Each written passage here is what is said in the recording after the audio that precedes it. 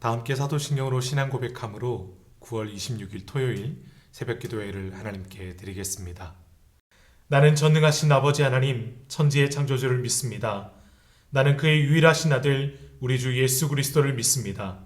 그는 성령으로 잉태되어 동정녀 마리아에게서 나시고 본디오 빌라도에게 고난을 받아 십자가에 못 박혀 죽으시고 장사된 지 사흘 만에 죽은 자 가운데서 다시 살아나셨으며 하늘에 오르시어 전능하신 아버지 하나님 우편에 앉아 계시다가 거기로부터 살아있는 자와 죽은 자를 심판하러 오십니다. 나는 성령을 믿으며 거룩한 공교회와 성도의 교제와 죄를 용서받는 것과 몸의 부활과 영생을 믿습니다. 아멘. 찬송가 407장으로 하나님을 찬양하겠습니다.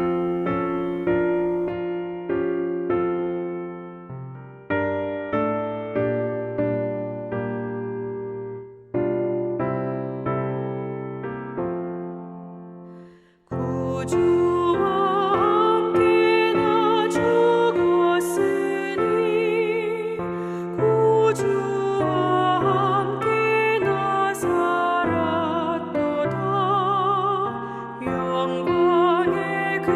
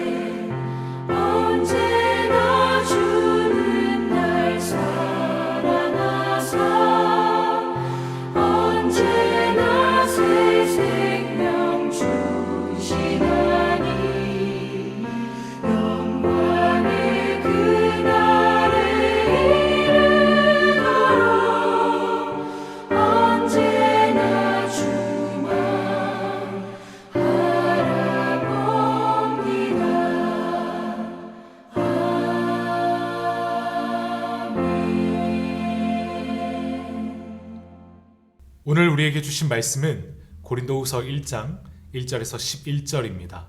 신약성경 286페이지입니다.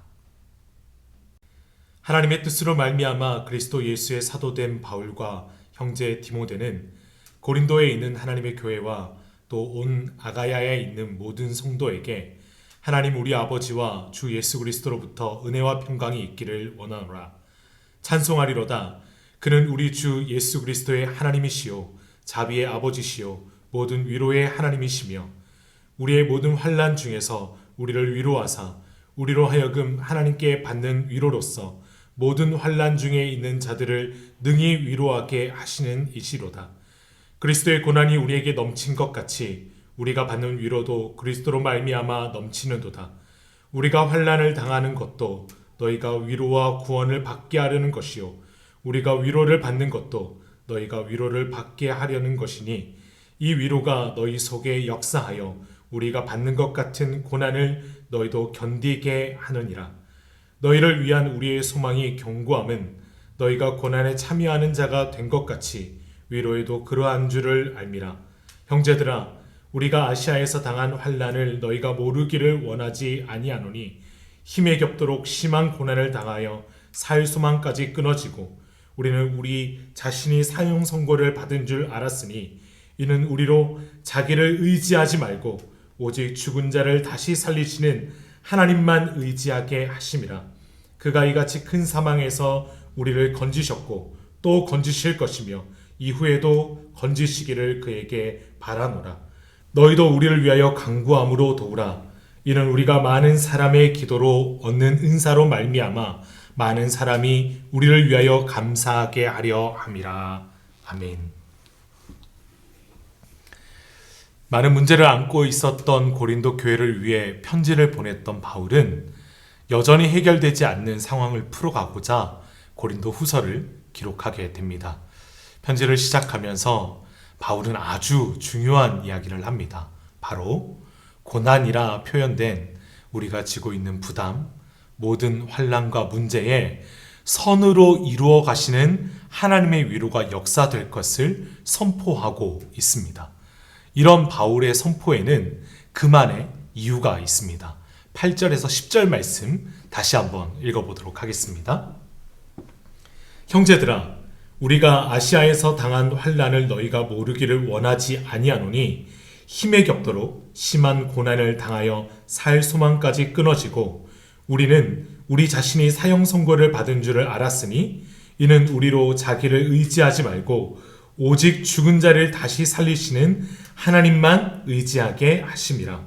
그가 이같이 큰 사망에서 우리를 건지셨고 또 건지실 것이며 이후에도 건지시기를 그에게 바라노라. 아멘. 힘에 겹도록 심한 고난을 당해서 산 소망까지 끊어지고 사형 선고를 받은 것 같은 상태에서 죽은 자를 다시 살리시는 하나님을 의지하게 하는 위로가 바울에게 있었던 것입니다. 그래서 바울은 고난 중에 있는 고린도 교회에 자기 중심적인 신앙에서 하나님만을 의지하는 신앙으로 이끄시는 그 위로가 있기를 선언합니다. 9절에 기록된 바울의 위로를 자세히 보십시오. 어떻게든 살아내려는 자기를 의지하는 모습이 아니라 죽은 자를 살리시는 하나님만 의지하게 하는 위로가 있음을 선언합니다. 우리가 알고 있는 위로는 따뜻한 말이나 행동으로 다른 사람의 괴로움을 덜어주거나 슬픔을 달래주는 것입니다. 하지만 오늘 말씀의 위로는 다릅니다. 위로를 뜻하는 헬라어 파라클레시스는 곁으로 부르다라는 뜻입니다. 이 위로는 하나님의 부르심입니다. 고난 중에 있는 우리를 하나님께서 부르시는 것을 의미합니다. 이 부르심은 역설적인 의미를 가지고 있습니다. 하나님께서 멀리 떨어져서 이리로 와 라고 부르시는 것이 아니라 바로 우리를 부르시는 하나님께서 우리에게 찾아오심을 의미합니다. 하나님 우리에게 어떻게 오십니까? 성육신하셔서 예수님으로 오셨습니다. 그렇게 우리에게 찾아오셔서 부활의 능력을 보이시는 것입니다. 완전한 죽음에서, 완전한 실패에서 다시 살아나는 것, 다시 나아가는 것, 그 생명을 주심을 그 생명력 주심을 말씀하고 있습니다. 그래서 바울은 이렇게 고백합니다. 5절입니다. 그리스도의 고난이 우리에게 넘친 것 같이 우리가 받는 위로도 그리스도로 말미암아 넘치는도다. 아멘. 그리스도로 말미암아 넘치는 위로가 우리 가운데 충만하기를 바랍니다. 그리스도로 우리에게 오셨다면 또 어떤 모습으로 우리에게 오십니까? 성령님으로 우리의 심령에 임하십니다. 위로를 의미하는 단어는 성령님을 가리키는 보혜사와 같은 어근을 가지고 있습니다. 보혜사라는 뜻과 같은 단어의 뿌리를 가지고 있다라는 말입니다. 하나님의 위로는 우리 안에 오셔서 보살피고 권면하시는 성령님의 따뜻함이 담겨져 있는 것입니다. 이 위로가 우리에게 어떻게 역사됩니까? 6절 후반절에 바울은 이렇게 기록합니다. 이 위로가 너희 속에 역사하여 우리가 받는 것 같은 고난을 너희도 견디게 하느니라. 아멘. 우리 안에 역사되어 우리로 하여금 그 모든 고난을 견디게 하는 은혜가 있다라고 말하고 있습니다. 이 하나님의 놀라운 위로가 우리의 심령에 충만히 역사되기를 축원합니다. 이렇게 우리를 위로하신 하나님은 우리에게 위로자 되라 말씀하십니다. 우리 마지막으로 4절을 함께 읽어보겠습니다. 우리의 모든 환난 중에서 우리를 위로하사 우리로 하여금 하나님께 받는 위로로서 모든 환난 중에 있는 자들을 능히 위로하게 하시는 이시로다. 아멘. 하나님의 위로를 기대하고 이미 받아 누리는 모든 성도 여러분, 우리를 위로하신 하나님께서 우리에게 환난 중에 있는 자들을 위로하라 명령하십니다. 주변을 한번 살펴보십시오. 상처로 삶의 무게로 어찌하지 못하고 힘겨워하고 있는 분들이 계십니까? 그렇다면 우리가 위로자 되어 그들에게 다가서기를 바랍니다. 그리고 함께해 주십시다. 전화 한 통, 문자 한 번, 이러한 작은 손길들이 그들에게 큰 위로가 될 것입니다. 우리를 위로하심으로 생명 살리신 주님께서 우리에게 세상을 위로하라 말씀하십니다. 기도하겠습니다. 위로의 하나님으로 우리에게 찾아오셔서 예수 그리스도의 부활의 능력을 주시고 성령님으로 우리 안에 함께 하시며 끊임없이 우리를 위로하심으로 우리의 모든 환난과 어려움과 문제를 선으로 인도해 가시는 하나님 아버지, 오늘 우리에게 주신 이 말씀으로 위로하신 하나님의 그 풍성한 은혜를 누려 생명력 넘치는 삶이 되게 하여 주시고 우리에게 주신 그 생명력으로 다시금 세상에 나아가 우리에게 주어진 사람들, 그들에게 위로의 손길을 내밀고 위로의 말을 건넬 수 있는 귀한 삶을 살아낼 수 있도록 하나님 오늘 하루를 인도하여 주시옵소서. 오늘 그렇게 우리를 위로하시고 위로하게 하실 주님을 기대하며 예수님의 이름으로 기도드립니다. 아멘. 하늘에 계신 우리 아버지, 아버지의 이름을 거룩하게 하시며 아버지의 나라가 오게 하시며 아버지의 뜻이 하늘에서와 같이 땅에서도 이루어지게 하소서. 오늘 우리에게 일용할 양식을 주시고 우리가 우리에게 잘못한 사람을 용서하여 준 것 같이 우리의 죄를 용서하여 주시고 우리를 시험에 빠지지 않게 하시고 악에서 구하소서. 나라와 권능과 영광이 영원히 아버지의 것입니다. 아멘. 오늘 우리에게 주신 말씀을 기억하면서 주어진 세 가지 기도 제목으로 함께 기도하겠습니다.